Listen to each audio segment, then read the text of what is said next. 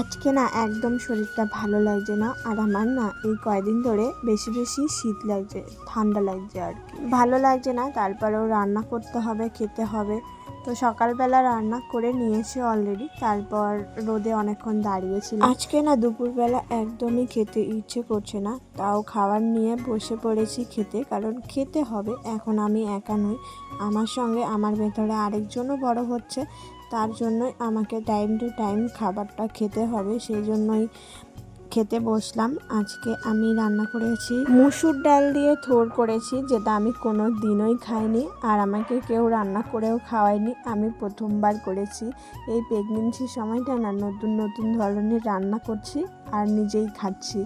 রান্নাটা বেশ দারুণ হয়েছিল, কারণ সকালবেলা খেয়েছি আর এখনও খেতে বসে পড়েছি। ওই ভালো লাগছে না বলে তারপরেও আবারও খেতে বসে পড়লাম, কারণ বললাম না একজন না দুজন, ওর কথা তো আমার চিন্তা করতেই হবে। আজকে তো রবিবার, প্রত্যেক রবিবার বর বাড়ি থাকে, কিন্তু এই সপ্তাহ রবিবার আজকের দিনের বর বাড়ি নেই।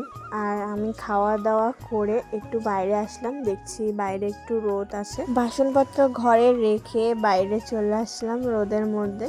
তো একটু ভালো লাগছিল রোদের তাপটা, তাই দাঁড়িয়ে পড়লাম। আর কয়েকদিন ধরে না ঠিক মতো ভিডিও দেওয়া হচ্ছে না, এই কারণেই যে আমার না ভালো লাগছে না একা।